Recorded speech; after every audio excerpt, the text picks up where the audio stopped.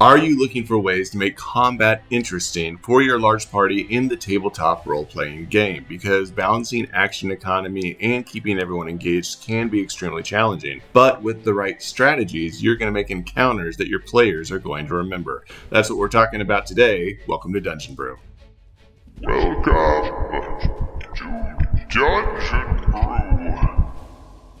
Welcome back to Dungeon Brew, everybody. We are going to be talking about 5 strategies today that you can be using in your combat encounters when you have a large party and you're trying to keep everyone engaged, everything moving, and everything balanced. So let's dive right in. First off, let's talk about environmental hazards. These are awesome because they force your players to think beyond just swinging their swords or casting their spells. You can have the environment greatly impact action economy to kind of keep those large parties at bay. So let's imagine a battle that you have in an ancient temple where the ceiling begins to collapse in the middle of combat. Not only are your players having to deal with the enemies that are on the field, but now they have to worry about the ceiling collapsing and falling in. That's now creating difficult terrain, or separating them from their other players or even from the enemy, or perhaps they have to be worried about getting caught underneath the rubble. This can make every turn seem crucial and them having to use their actions during the combat to do additional things besides just fighting the enemy.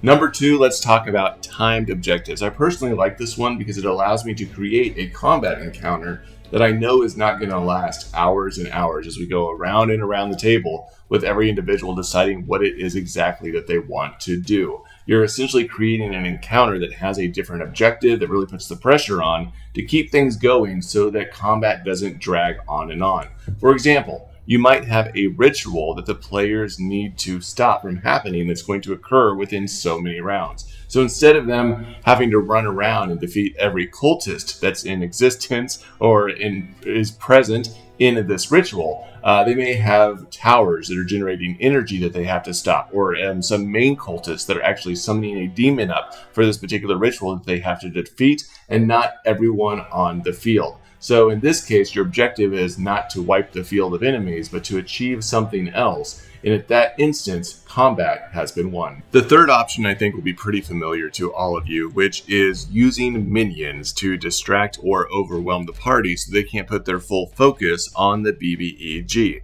You want to be able to keep the party occupied or even force them to use their action economy to clear out those minions. We're pretty familiar with the necromancer or lich scenario that is summoning skeletons across the battlefield that are continuously attacking the party so that he can get off those bigger spells in order to really harm them. In this instance, you might also consider using minions to block off important areas or strategic positions on the battlefield to help your bad guy really get the upper hand. And this is a really great strategy to use, especially when you're dealing with large parties. The fourth option is to limit resources. And this is probably one of my main tactics when I'm dealing with really large parties going through my campaign world. This is probably why I like to run low magic settings a lot of the time, because if I can limit the number of potions, spells, magical items that you have in your possession, it's easier for me to balance the combat encounter overall. This is especially true when I get to higher levels and it becomes even harder to manage to keep that balance taking place when the party all has these wondrous items that are overcoming everything that I'm throwing at them. So there's other things that you can do if they do have magic items, like maybe having lair actions against your BBEG that throw up anti-magical, circles. Or maybe they're going through a mummy's tomb that has like an anti-magic aura that they're having to deal with that's reducing the potency of some of their items. Their +2 sword becomes a +1. Their healing potion doesn't do as much as it did outside of the tomb. But one of the things that I really like to do, especially when players are adventuring through my campaign world, and there's a lot of players that I have to deal with, is limiting the amount of long rests and short rests that they can take for one or another reasons. And this reduces the amount of, again, resources that they have at their disposal when they're coming into combat. Now, my last strategy for you is probably my favorite overall. So I hope that you've made it this far into the video to hear about this, and that is introducing a focus fire mechanic.